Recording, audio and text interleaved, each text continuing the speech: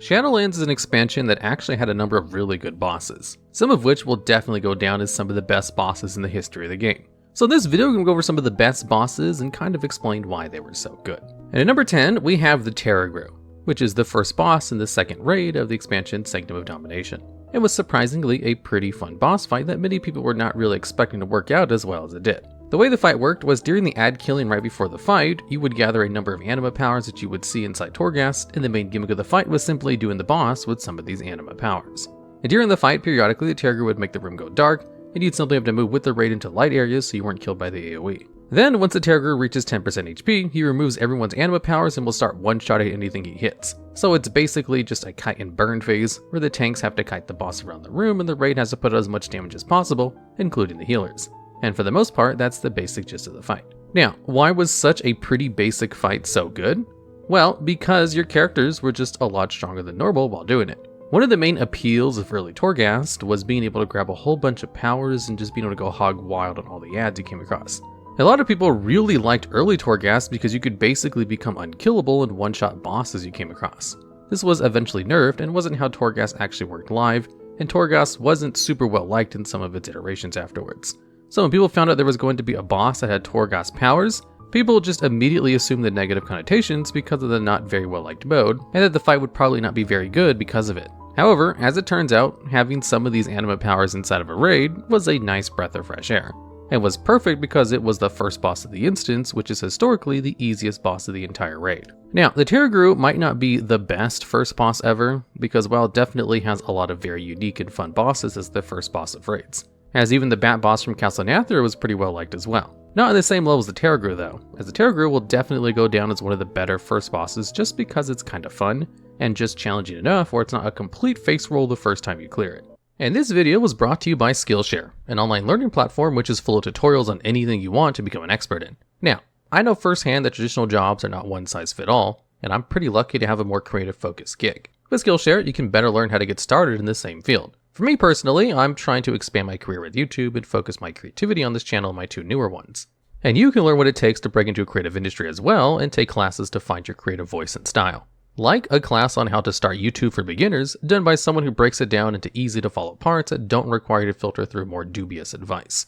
Or if you're already a creator, there's an interesting class on imposter syndrome called Creative Breakthrough, 8 Exercises to Power Your Creativity, Confidence, and Career by Daniel Krissa. As these are things that a lot of creators have to deal with. And thanks to Skillshare, the first 1,000 people who use my link will get a 1-month free trial of Skillshare so you can explore your own creativity as well. And now let's continue on to our number 9 spot. And at number 9, we have Sylvanas Windrunner, the final boss of the Sanctum of Domination, the same raid as the previous boss on this list.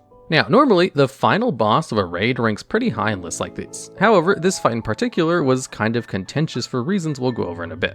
First off, let's explain how this fight worked. This fight took place in 3 different phases, which all took place in 3 different locations. Phase 1 took place on a platform in which it was a pretty basic tank and spig on Sylvanas, where she would fly around the room and occasionally throw down spikes on people, where other people had to DPS them down while you ran away from them as they pulled you to your death. During the second stage, which would start around 83% of Sylvanas' health, you'd be transferred into a zone with giant bridges in the form of chains, and you'd have to be moving between the chains, fighting ads, while Jaina and Thrall created rocky, makeshift bridges with lots of holes in them that you had to navigate carefully. Then, once you were done with all the important ads, you'd be transferred over to a new location for Phase 3, which had 4 square platforms, and you'd have to properly manage debuffs that take up space on these platforms while skillfully maneuvering controllable void zones between the platforms, and eventually having to abandon them when Sylvanas blows them up. When Sylvanas reached 50% HP, the fight was over, which you would try to accomplish before all 4 of the platforms became unusable. Now, this fight was pretty long and can take upwards of 10 minutes to accomplish, and Phase 3 was pretty difficult, so a lot of times the wipes were at the very end of the fight, which honestly wasn't too out of the ordinary when it came to final boss fights. However, the thing that was contentious about this fight was entirely its Phase 2 and its mechanics. Moving between 2 giant bridges and clearing out ads in order to chase after Sylvanas sounds cool in theory, and might have actually played out well in practice too, if they had shortened the phase by about 2/3. The biggest problem with the fight was that its second phase just ran on a little bit too long. Most people agree that Phase 1 and 3 are great. They're just pretty run-of-the-mill standard boss fight mechanics where you have to execute your jobs and put as much damage out as possible. But then you have to slog through Phase 2 as you're just constantly running around killing ads for just a little bit too long. Now, some might argue that this shouldn't be on this list at all because the Phase 2 kind of ruins the rest of the fight, which I probably agree with to an extent. But the rest of the fight was just good enough where I think it should probably make the list anyway, just at like a lower spot. Plus, Phase 2 wasn't even that bad in my opinion, so a little bit of my bias is definitely coming up to the surface with this inclusion. Because, while it may not have been the most well-liked universally, I think Phase 2 was very thematic, and is probably just a lot cooler to talk about in a video like this than to actually wipe on it 100 times in a row. And at number 8, we have the Remnant of Ner'zhul from the Sanctum of Domination. Now, this boss fight is pretty simple in nature, but for some reason it was simple in all of the right ways that scratched people's brains in the right spot that made it quite enjoyable. The way the fight worked was occasionally players would get a debuff on them that needed to be dispelled, and then when it was dispelled it would knock everybody backwards and put void zones on the ground. However, this would knock your player backwards, so you had to make sure you ran out to the edge of the platform and looked away from the boss before you got dispelled and were knocked off. And in higher difficulties, there will be more than one at a time, so you're required to communicate with the rest of the raid in order to properly get people dispelled and healed up before the next one was dispelled. There was also a ball that would spawn in the middle of the room that had to be damaged down. Then someone to go pick up and throw it off the platform so it wasn't doing any damage to the raid. And then finally the third phase was just void zones that would spawn and you simply had to move out of them, which would sometimes overlap with some of the other mechanics listed. And as far as the fight goes, that was basically it. There's only really 2 main mechanics to deal with, everything else was just managing normal boss fight shenanigans while coordinating with your team on who would do what. However, what's kind of understated with that explanation is the amount of coordination this action required. If you tried to use a priest to mass dispel the debuffs, for example, it would not simultaneously dispel them, and instead dispel one after the other in sequence, which would cause the entire raid to wipe as it would knock people off the platform. And for a lot of non-end bosses, you don't really have to communicate as much as you do on the Remnant of Ner'zhul. But the communication wasn't very difficult either, and was the right amount of easiness where people didn't really mind it and kind of liked the added difficulty. Now, as to why this fight was one of the best in Shadowlands, well, when I asked people on my Twitter which fights they liked the best, this one surprisingly popped up a lot. All the higher spots on this list made a lot more sense, but this one was kind of an odd one out, since it's just a standard run-of-the-mill middle boss fight, but it just seemed to have mechanics that people liked, which is why it appears on this list.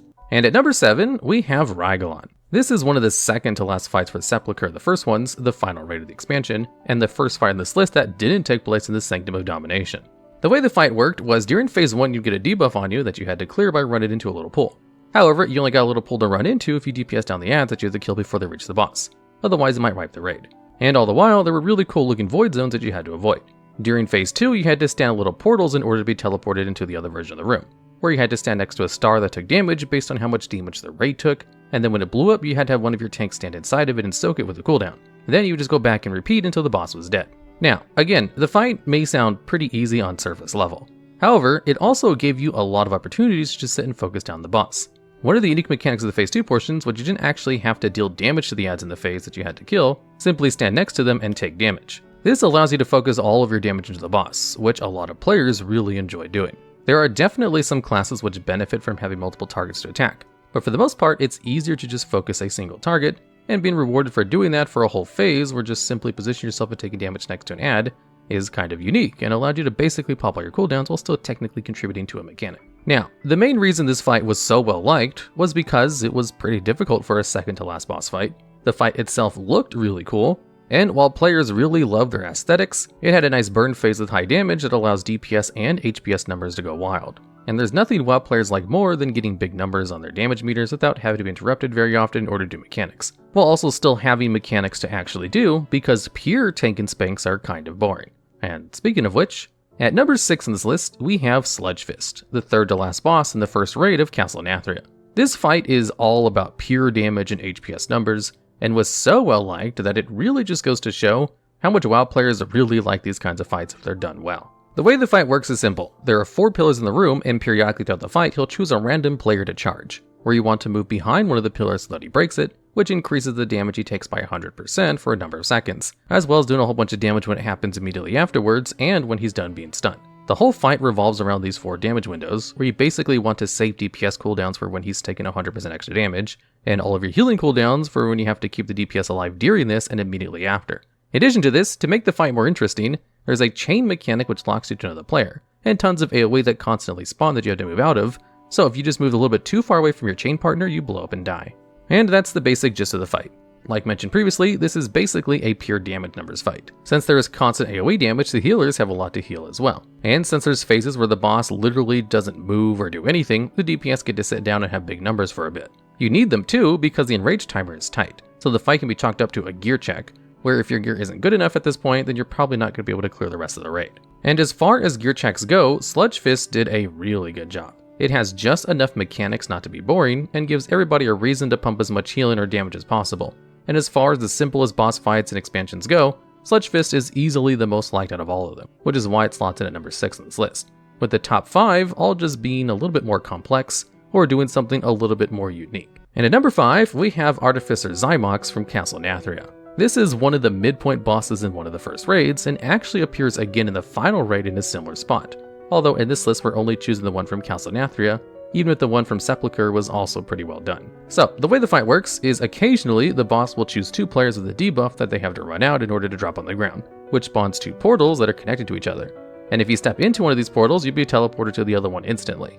And the whole fight basically revolves around using these 2 teleporters to deal with mechanics. The tanks have an AoE explosion mechanic where they have to run out as far away as possible from the raid so that everyone takes less damage, which can be dealt with if you have a portal on one of the end of the room and one closer to the tank so they can get away quicker. Periodically, ads will spawn and chase you down, and you can't DPS them.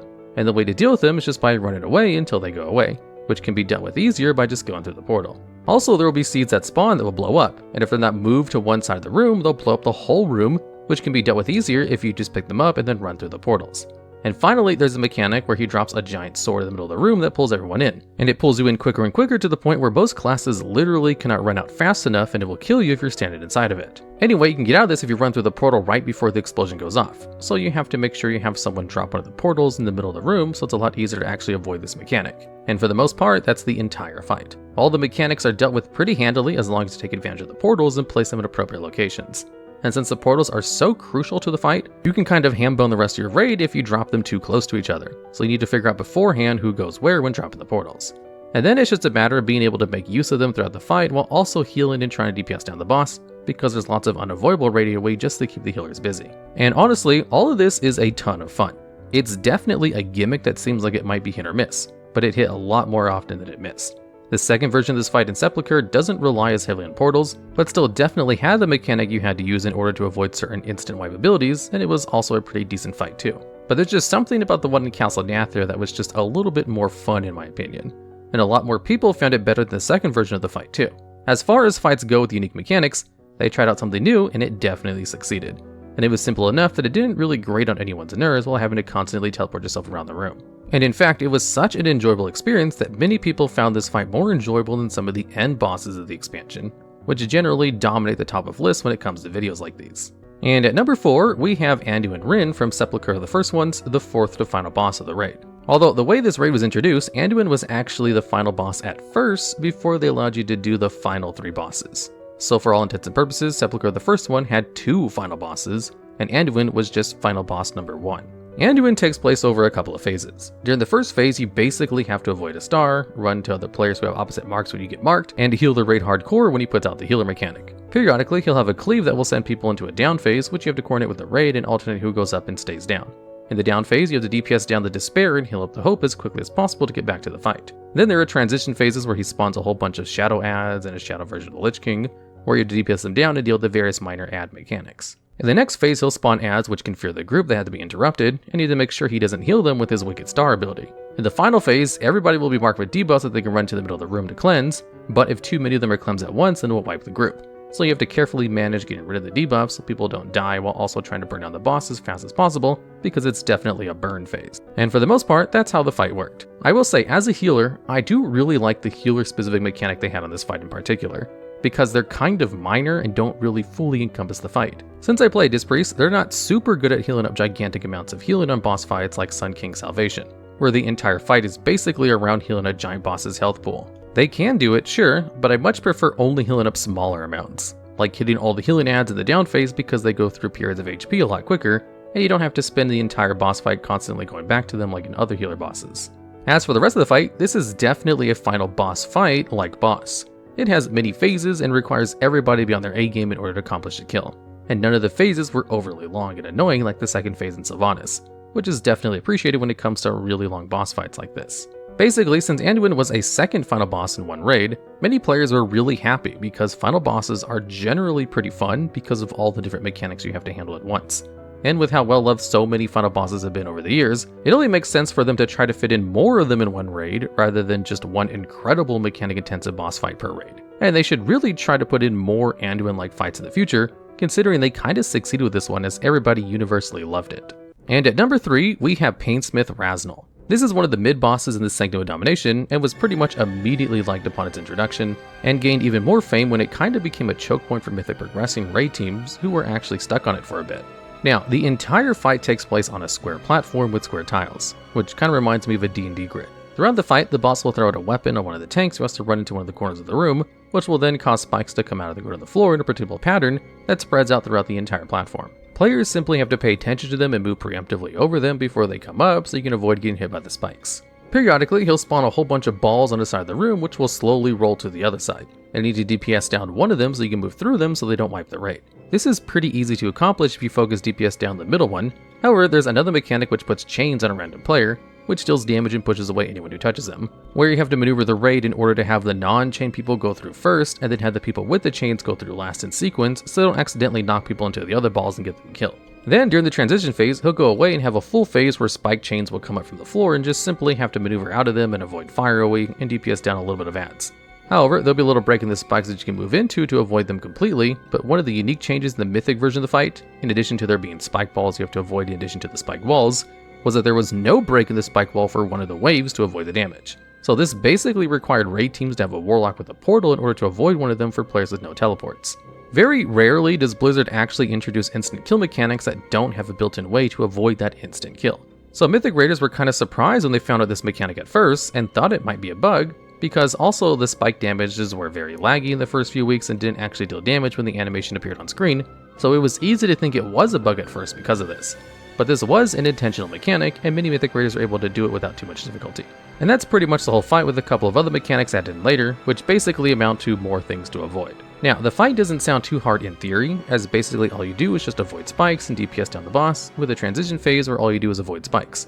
However, the way they incorporate mechanics on top of constantly having to move out and avoid spikes was surprisingly fun, and also a lot more difficult than it might sound to accomplish. I'm sure many people who didn't do the fight weren't really expecting the fight whose sole gimmick was just moving out of one square into another to make it so high on this list. But anyone who's actually progressed through the fight in any difficulty would probably agree that it was a surprisingly step above normal fights in difficulty. It's kind of hard to describe just why this fight was so well liked by a vast majority of the community, although it could just be a combination of the mechanics being just unique enough, just familiar enough, not requiring you to change how you play the game too much, while also having a unique atmosphere that could have led to the perfect storm of combination of things that make the fight enjoyable. Whatever the case, this is easily one of my favorite fights of the entire expansion, and probably would have gone down as one of the best non-final fights at Shadowlands easily, if it weren't for one other higher spot on this list, which easily dethroned Painsmith, which we'll be going over in a little bit. But even so, Painsmith is easily one of the best fights in the expansion, to the point where I only have the number 2 spot higher because it was just a masterful final boss fight,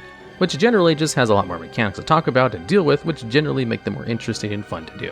And at number 2, we have Sire Denathrius, the final boss of Castle Nathria. Despite there being a lot of contention with the lore in Shadowlands, Sire Denathrius was one of the few lore characters that people universally liked, so it was really appropriate to give him a very good boss fight as well. That was both fun mechanically and really great thematically. The fight took place over a few stages. In stage 1, you were in a big room and you had to get the boss down to a certain threshold before the entire room got filled with void zones. Additionally, at the start of the fight, you'd get a whole bunch of stacks of a debuff that you had to clear before you got him down to a certain threshold, which required you to take a cleave in intervals, which dealt too much damage for the whole raid to clear all at once. So you had to have proper communication in order to figure that out and when you can clear a stack. Then, during the transition, everyone was pushed to the side of the room and either run back to the center before the timer ran out. You'd move slower for every stack you still had left from phase 1. So if you didn't remove enough stacks, then you couldn't make it to the center of the room in time and you would just die. Phase 2 takes place below the first platform, kinda like Black Hand in World of Draenor. During this next phase, periodically he'll have one of his reflections explode, which you can avoid by tanking him next to one of the mirrors in the room and just running through it to the other side of the room to outrange the explosion, and then simply DPS him down along with the ads that spawn in the corners of the room. During the final phase, you're cut off from the mirrors and are forced into the middle of the room, where you have to fight Denathrius as he slowly makes the room smaller with void zones, all while you avoid slashes from the sword, have to spread out for debuffs that drop an orb that you then have to stack up for in order to soak. And then you have to burn him down before there's no more usable space left on the platform. And that's the basic gist of the fight. A simple 3-phase encounter with a burn phase at the very end, which is pretty typical of a final boss fight. And as to why the fight is so well liked, well, a lot of the things they do in this fight were just kind of unique. People really liked the teleporting mechanic of Xy'Mox, and part of that was present in phase 2. During phase 1, there was a pretty big healing requirement, which required you to drop a stack in a unique way, otherwise be punished by a speed slow, which very few classes could avoid, and which also made it so you couldn't use abilities at all while you were running through that slow. And of course, the final phase was just enough difficulty in movement and DPS racing, where it was challenging but not overly unfair. Generally, final bosses have it easy when it comes to likability factor, because of how long and difficult they are generally translate to how much fun they can be, as long as they don't have overly annoying phases like Sylvanas Phase 2. And there's also the fact that all 3 of the phases of Sire Denathrius actually allowed you to attack the boss, had their own level of difficulty, and the fight didn't get that much easier the better your gear got, because you had to execute the mechanics either way. Although, just because final bosses generally have it easy in likability, doesn't mean they're always the most well liked by the expansion, where the number 1 is kind of a no-brainer. And I'm sure anyone who played through the expansion would expect to see the number 1 there. And of course, at number 1, we have Halondrus the Reclaimer, one of the midpoint bosses in Sepulchre the first ones, and one of the few midpoint bosses that had a higher wipe count than many world first progressions on end bosses. The fight takes place over a couple of different phases. During the first phase, it's just a basic tank and spec with Halondrus in the middle of the room, and you having to bounce orbs back and dodge lasers in higher difficulties. Then during the transition phase, Halondrus will get up and walk to the next portion of the room, where you have to run with him and drop into void zones and avoid getting knocked off the platform on the way there. Then during the next part, you basically repeat phase 1 with a few more mechanics. Do another phase where you move with him to the third room, and then finally DPS it down while he has all of his mechanics going up at once, where you have to constantly bounce back balls and dodge lasers. And that's basically it for the fight. The reason this fight took so long to defeat on the world first is because it kind of had a lot of health, which was nerfed a few times because it was a little bit too hard. But also with full mythic mechanics and having to dodge constant laser beams, it was the perfect mix of a fight that had mechanics which weren't overly punishing, but definitely required you to do your job correctly, as well as everyone else. Otherwise, you'd wipe the fight. And this may sound like that's the case for pretty much every fight, but a lot of fights either don't require you to move that much, just use the same mechanic as other fights, or require you to move too much and are really annoying. That it's easy to actually get a lot of these things wrong, and Halondrus was just the perfect combination of having tightly tuned damage and healing mechanics with just enough movement, and of course a nice little gimmick of moving to 3 different locations, which has historically been a well-liked thing to happen in boss fights as seen with Sire Denathrius and Blackhand from Warlords of Draenor. And the fight was also fun to watch as well. If you're watching the world first race, it was a lot of colorful light shows going on where people were constantly moving around lasers and it had a nice visual flair to all the mechanics, rather than just managing a couple of debuffs. Halondrus was just kind of Blizzard striking gold. No one really expected this fight to be as good as it ended up being, as tightly tuned as it ended up being, or that moving to 3 different locations with the mechanic would end up being a fun experience rather than a tedious gimmick. Sometimes Blizzard tries new gimmicks that are incredibly annoying, but this was definitely not the case for this fight. So you can kind of expect them to try this again, like they did with Denathrius copying Blackhand. Alright, and that's the video. If you can think of any of the other bosses in the expansion that were way better than the ones listed, or have any other ideas similar to this one, I'd love to hear about those things down in the comments.